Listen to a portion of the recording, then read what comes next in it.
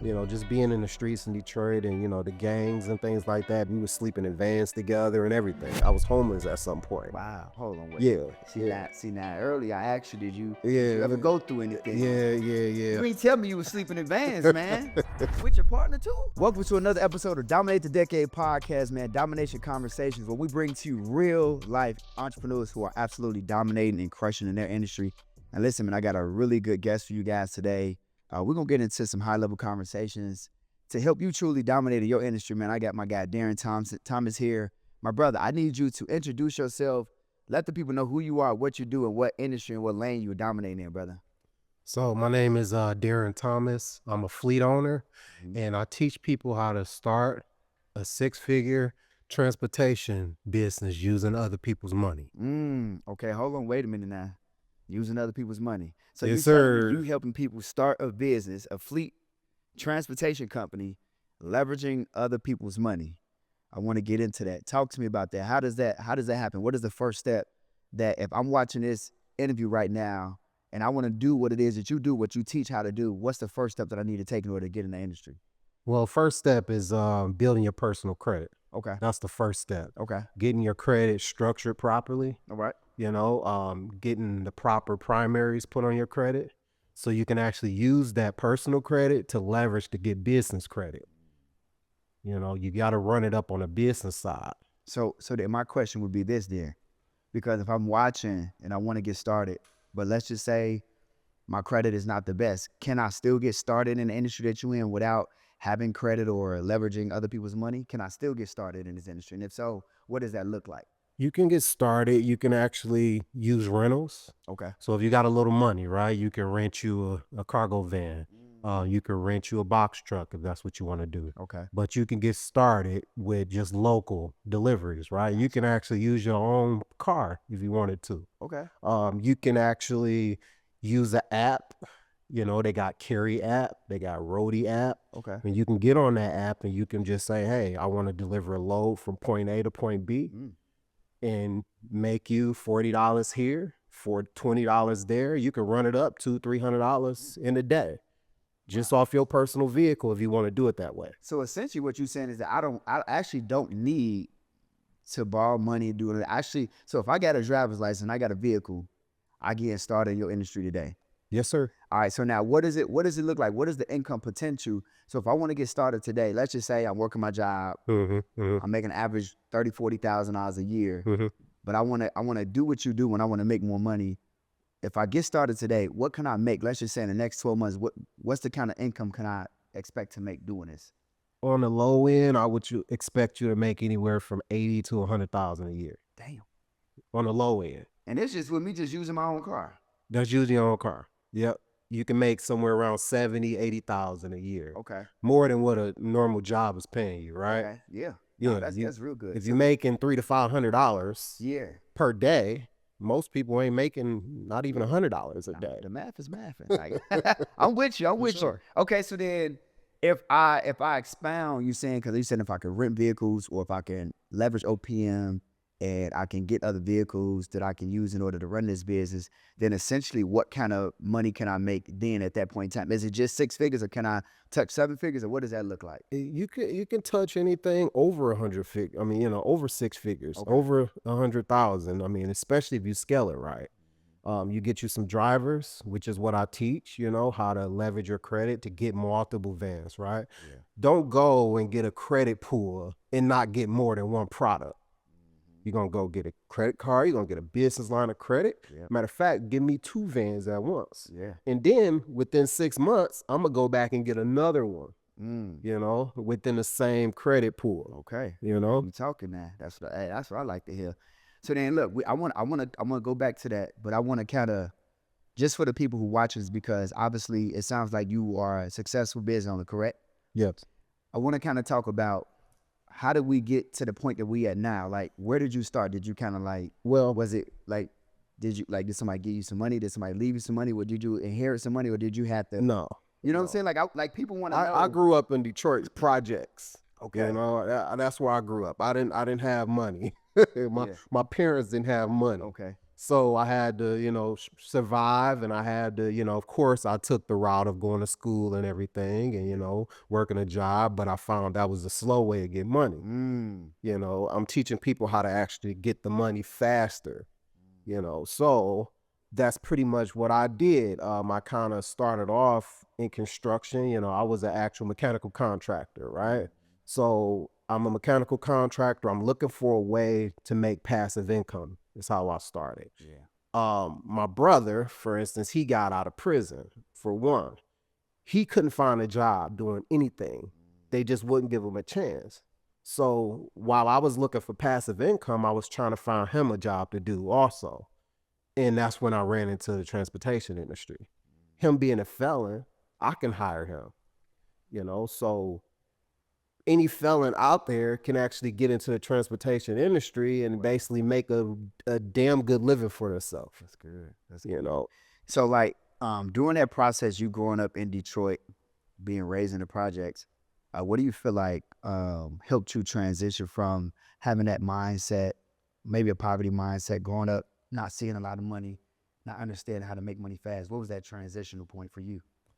Well, I see, obviously the internet, right? Yeah, yeah. Social media, the internet, things like that. I seen people doing better than me. So if I seen better, I wanted to be better.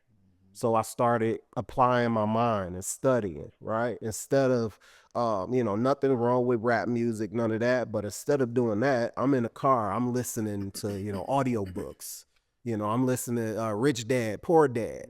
I'm building my mind up for more, because it starts in the mind. Wealth starts in the mind. You have to fill yourself and fill your mind up with positive things in order to have a positive output, outcome. Absolutely.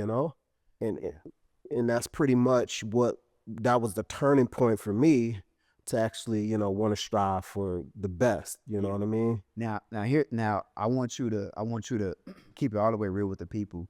And what I mean by that is like, there's somebody that's watching this and they say, well, listen, bro, I tried listening to audio. Mm-hmm. I tried reading positive books. Mm-hmm. I'm still stuck. Like, you mean to tell me you listen to audio books and you watch YouTube videos and stuff like that, and that's the thing that did it for you? Well, and if that's what it is, cool. But if not, then I want you to dig a little bit deeper and talk about that, because it had to be something other than just saying, I see people that's rich. Yeah. Well, You know I what I mean? seen people in the same industry that I wanted to get into. Okay. Right? Yeah. So mentorship. Yep. Okay. I paid for somebody else's knowledge. So I was able to pay someone to teach me what they know, so I wouldn't have to go through the mistakes. There you go. Yep. And I can actually kind of skip the line, and that was pretty much what I did to get into this industry. If I'm going to do something, I want to be the best at, what I'm going to do. Gotcha. And why not pay the best to be the best? They say the best ain't the cheapest and the cheapest ain't the best. No, sir. That's what they say. No, sir. So it sounds like you paid, and then that payment you made you pay attention. Yeah. So therefore, because also too, when you think about having success and being successful, most people aren't successful because they trying to go on Google and figure it out. They trying to go on YouTube and figure it out. They trying to go Chat GPT and figure it out. Or hell, most people, because of society, they're going to college. And they're saying, well, my mom and my dad told me if I don't go to school and I don't graduate and I don't get a good job, they're not going to clap for me. They're not going to be proud of me. They're not going to reward me. And so I want you to talk about the difference between maybe somebody that's pursuing education, college degree, versus getting a mentor and a coach. Do you feel like one outweighs and supersedes the other when you think about success? Or what does that look like in your opinion? Well, I feel like definitely success can be obtained faster. There's nothing wrong with, going to college, getting a degree, right? Yeah. But that more so preps you to be a worker. They don't teach you entrepreneurship, they don't really teach you how to actually get out here and make money and, actually teach other people what as far as in the actual, the education field when it comes to entrepreneurship, right? Yeah. They teach you how to be the worker. Yeah. They don't, yeah. And it's weird because, like, it's, to your point, to what you're saying, they teach you how to be a worker. Here's the crazy part about college and having a professor or somebody that teaches you, right? Mm-hmm. if you really knew how to be successful, would you really be at this financial institution or this college institution teaching me how to go work a job? Exactly. Why would you sit here and teach everybody here? Why would you accept a $70,000-$80,000 salary Yeah. and teach us how to go make $70,000-$80,000 a year if you knew how to go make $1 million? That makes You don't know how to do that. That makes sense. So I tell 100%. people all the time, it's called the law of the lid. You can only teach me what you know. Mhm. Like you cannot teach what you do not know, and you cannot lead where you have not gone. Exactly. Like exposure equals expansion. They're not exposed to enough information in order to be exposed to really truly like expand and teach other people concepts and ideas that they're not teaching in school, so that way people can go learn it. So to your point, mentorship obviously has to be the more suitable role, because like you said, in college, they're not going to teach you how to really start a business. Nope. And they're not going to teach you how to go make money fast. It's a systemized situation, institution that's being put together. And so I want to kind of go back and take a spin back to obviously what you do, right? And so I want you to kind of talk about in the industry. I know you were kind of referencing to like some apps and stuff that you can use.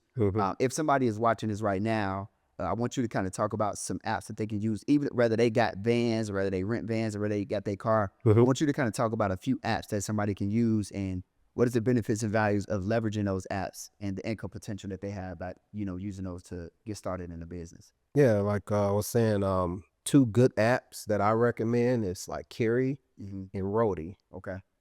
They can use those apps. They can sign up for it. As long as they have insurance, Okay. as well as a registered vehicle and a driver's license. They can go on there, sign up, and they can actually start receiving loads like the same day. Really, Everybody. yeah, Anybody do that. anybody can do it, right? And you were saying like a felon could do this too, right? Yes, a felon can do That's it. crazy. Yes. Wow. Now, if you want to get deeper, then you can actually do expedite shipping, Okay, talk about that. which is pretty much what I do. My guys, we basically ship product, pick up, and actually ship product all over the U.S. Right? So we're actually like in trucking without a truck. We're using Sprinter vans to do it. These are just long vans with a high roof. So you like FedEx.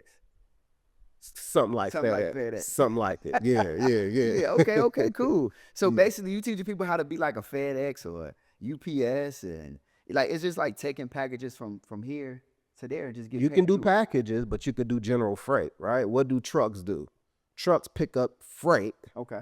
and they take it everywhere around the U.S. Yeah. And that's what we do. We do the same thing. But the difference between us and a truck can't get it there fast, right? You call a truck if you want a lot of inventory.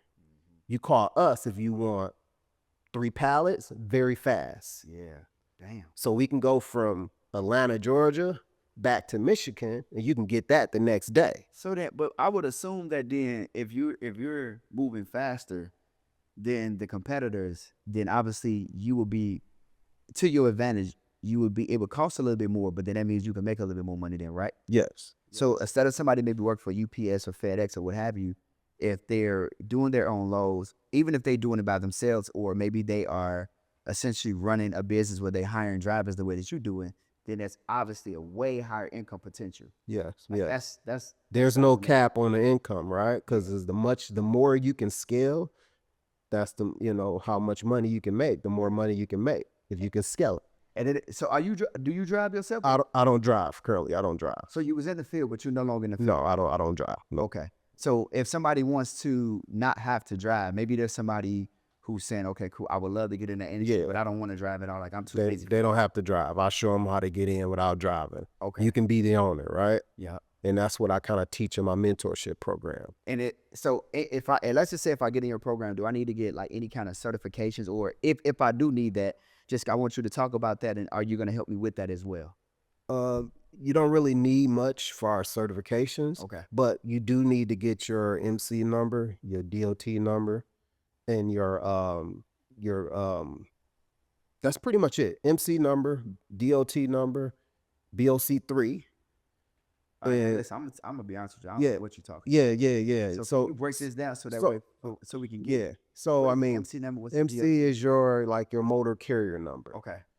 So it's kind of like your social security number. Okay. Cool. Okay. So everything follows you up under that MC number. Like any accidents that you had, it'll be up under that MC. Like your drivers, if they got into an accident, anything happened, that'll be up under your MC number. whether you were late, that can be on your MC number. On time and thing, it's kind of like a social security number, for your actual transportation business, as well as the DOT is like a identification number to make you legal to be on the road. Gotcha.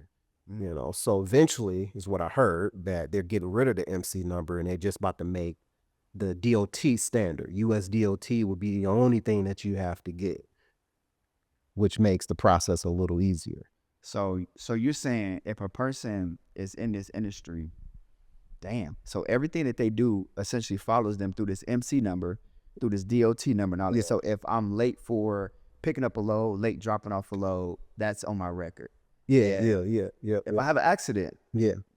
So this is essentially kind of like a driver's license, so to speak. Yeah. So in that transportation world. So essentially you can kind of know, especially for somebody who wants to do what you do as a business owner, you'll be able to know, you can tell whether you're hiring somebody who has a good track record or if they don't have a good, I think that's important. I want you to kind of dig into that a little bit because I think there's somebody who needs to understand the importance of that, especially if they want to be like you and they want to hire these drivers. When you pull somebody's MC or DOT number, like what are you looking for? And like how vital and how important is that? Yeah, well, you're looking at, of course, accidents and things like that. You want to make sure that the record is clean.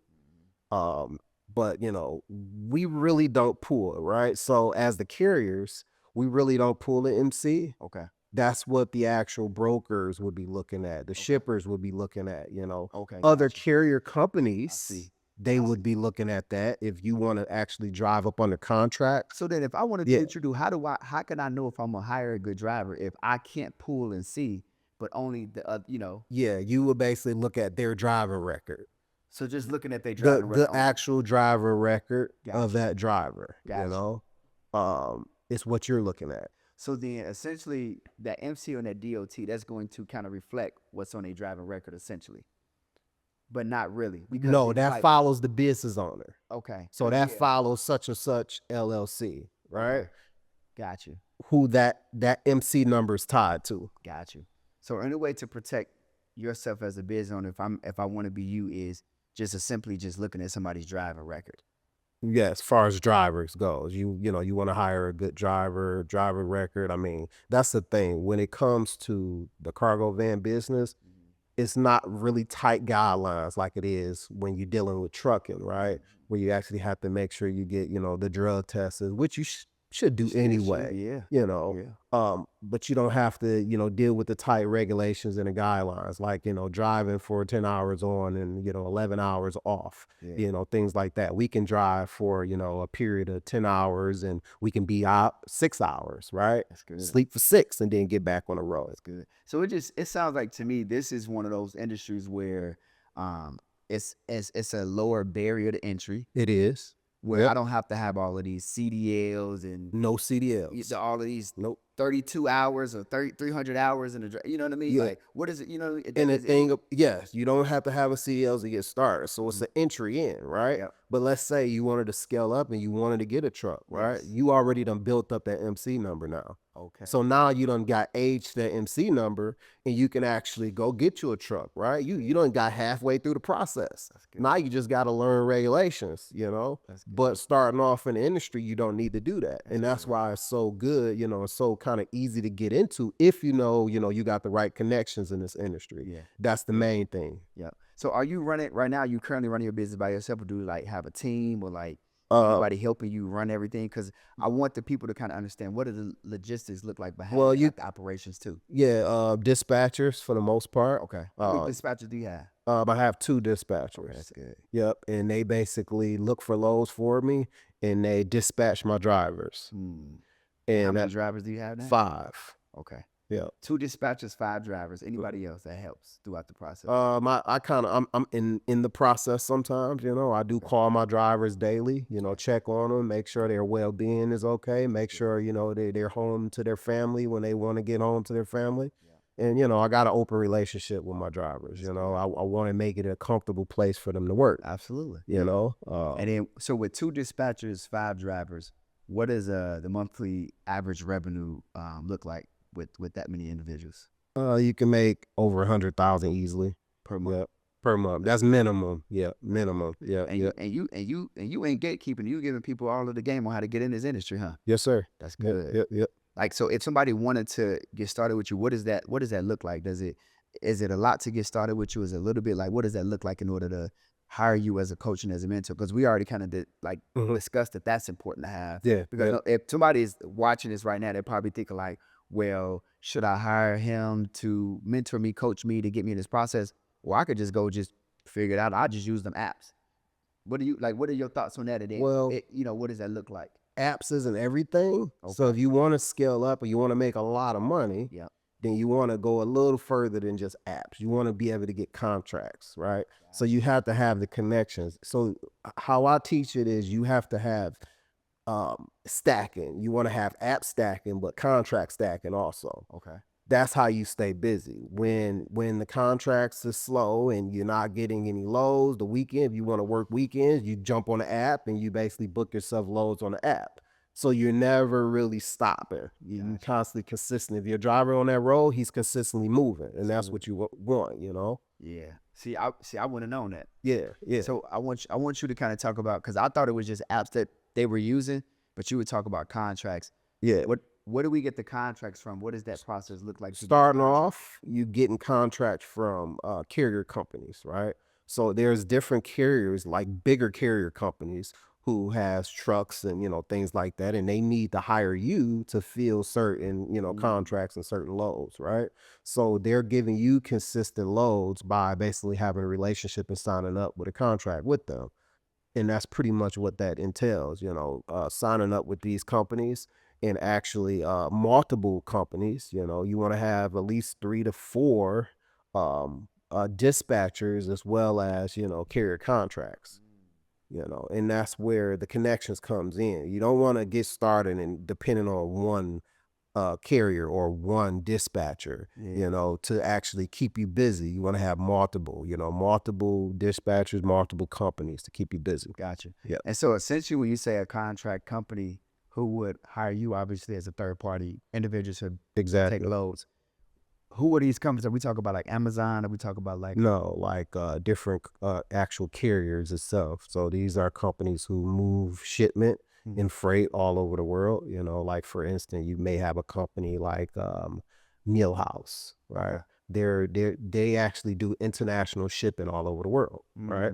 So you can actually sign up with them and they'll basically hire you to do certain deliveries. You can bid on loads with them and then go from there. But when I've seen that on the expressway. I seen Millhouse. yeah, I've seen them trucks. yeah, they have their own, drivers and things like that too, but they also, do independent, contracting also. That's good. So you can get with them and, it's a ton of them. I got a lot of resources to get people started. So you the one. Hey. And not the two. Nah, that's good. That's good, man. Are you like with your business, like are you in a relationship at all by any chance? I'm married. You married? Okay, so in your business, does your wife or family help you in your business by any? Little bit, not much though. She kind of do her own thing, you know. Okay. Not much. Because I was gonna ask, cause like most of the time too, like when you see like high level successful individuals, Yeah. most of the time they got a woman behind them helping them with the process and pushing them and making sure that they on point with everything too. So, do you feel like the success that you've had, your wife or maybe your family and stuff like that? Oh yeah. The huge part of the success. Like, do you think that you would have like been aggressive to go after success the way that you have, and or maybe been pushed, by your partner to go after success and attain it the way that you have? Like, is that a part of you? 100%. My wife was the reason why. I kind of wanted more also. Yeah. Just being in the streets in Detroit and, the gangs and things like that, being around the wrong people, she came along and she straightened you out. Straightened me out for the most part, that's but she was with me through thick and thin, what I mean? We were sleeping in vans together and everything. I was homeless at some point. Wow. But she had the option to go home. Hold on, wait. Yeah. See now earlier I asked you, did you ever go through anything? Yeah. You ain't tell me you was sleeping in vans, man. man. With your partner too? Yeah. And she was right there. Yeah. You know, my parents, my mom, she died at a young age. Okay. You know, when I was 12, she died, and you know, me and my dad kind of fell out at the time, and I was, you know, went and still stayed with my grandmother, and she kicked me out. So at that point, I had to drop out of high school, and I had to go work at Popeye's Chicken and Biscuits. You know, but during that process, I was homeless. You know, and we had to basically sleep in vans. You know, my wife, she had the option to go home with her parents, but she wanted to be with me instead. Wow. You know, so she stuck right there with me. Yeah. And that's why she's still with me to the day, you know what I mean? Because of that love that she provides, you know, and that support. Yeah. You know what I mean? So for sure. So I feel like, yes, she basically give me my drive to go forth, Man, as shout well out as to the my wife. kids too. Shout out You to the know, wife, man. yeah. She held it down. And For y'all sure. got any kids together? Yes, I got a daughter, but Okay. she's 5 years old. I'm sorry, she's 5 years old. Yep. Wow. Yeah. So that's the daughter and the wife. They give you Yeah. all that strength. For sure. Yeah. So you like when I asked it earlier, bro, that's the piece right there. Yeah. You gotta yeah. understand, like being homeless, man, sleeping in a van. That's not something that's easy, and that in itself will. And it's not from a negative perspective, but from a positive perspective, that will trigger a person to just really want more or to not want what they can see. Like you said, I can see the gangs, I can see the drugs, I can see all of this in Detroit. Exactly. But then when I look on the internet, if I'm scrolling on my phone, I'm like, well, that ain't what I see here. Yeah, exactly. And then I'm going through what I'm going through. Like this situation, this can't be it for me. And so that I think that is a huge intricate part of, you know, why you're at the level that you at, and you also have the mindset that you have and the drive that you have in order to go after success the way that you have. So yeah, no, that's really big, man. Shout out to you for making it out of Detroit and appreciate that. you know what I'm saying, getting to that next level. So I want you to kind of talk to the people about the program that you have, and when they come to you to get coached, to get mentored, what is that process like? What do you teach inside of your program? Well, I teach people how to actually scale. Now, at the level of my mentorship program, which is 10K, I'll actually hold their hand through the whole process. I'll get them started with their MC, their DOT number, pretty much all the paperwork. I'll kind of get that started for them. I'll basically get them started with the proper companies, and the A companies, I call it A companies, that's going to get them pretty much in the game right away and get them, you know, on the road to making money, you know. But I also got a course, right, for the do-it-yourselfers, right? You know, some people just want to kind of jump in and just do it themselves. So I got a course, you know, for $19.97 that they can actually jump into and they can learn themselves, which has videos in there, you know, and it also has pretty much like all my companies that, you know, I use, and, you know, pretty much everything to get them started also, but they'll have to do it on their own. There's no hold your hand type of thing, you know, conference calls and, you know, and things like that, right? But also I'm starting a community as well. So they can actually, you know, jump in this community and they can talk to, you know, like-minded individuals, you know, who they can basically get help from each other, you know. That's good, man. For sure. No, that's amazing. Yep. What I'll make sure we do is we'll make sure we put all of the links in the description, so that way if they want to tap in with you, they have the ability to do that. So listen, I'll make sure y'all get this game, man. Y'all soaking it up. But if y'all want to tap my boy, it's gonna be links in the description. I want to know, in closing, is there anything that I did not ask you today that you want the people to know about you? Well, I mean, you definitely want to have that drive in you, right? So it's all about your mind. Like I said earlier, have that mindset, you know, see yourself somewhere else, you know, see yourself different. You don't got to get, you know, pulled into the same crowd. Be different, you know, don't be like everybody else. And, you know, keep your head up, stay strong, and stay positive, you know, keep God first too, you know, in everything you do. And he'll see you the rest of the way. You know, like I said, I didn't come from, you know, riches or anything like that, but, you know, I came from the bottom, and I'm steady going to the top, you know. So that's pretty much it, you know. And keep you know, bad people out of your circle. Keep the right people around you, and that's who's going to pretty much build you up. Got you. Yeah. And that kind of ties into my very last question that I have for you, and so that way you can just elaborate a little bit more. And that question is, what one word or one phrase of encouragement do you have for the people that will allow them to go be successful in business? One word Or phrase. Yep. Well, one word would be, I guess success, mentorship. I mean, it's multiple words, it's more than one way to reach success, Yeah. So there's, many words, but yeah, just look forward to success and keep your head up and push through it, Yeah. keep on pushing, you know what I mean? That's it. Yeah. That's it. Listen, family, man. As y'all can see, man, I'm telling y'all in real time, I'm bringing in real people that's helping y'all in y'all business. Here's what I need y'all to do. I need y'all to like, subscribe, share this video out with somebody that you know needs to hear this information, needs to hear my guy's story so they can be motivated and inspired. But this is what I need y'all to do. More importantly, more than anything, I need y'all to take what y'all heard from this gentleman here. I need you to take notes, but more importantly, I need you to take action. And I need you to apply the information he gave you so that way you can go and dominate your decade. But more importantly, while you're doing it, love on the people and keep God first. And that was another episode of Domination Conversations. We out. Yes, sir. Man.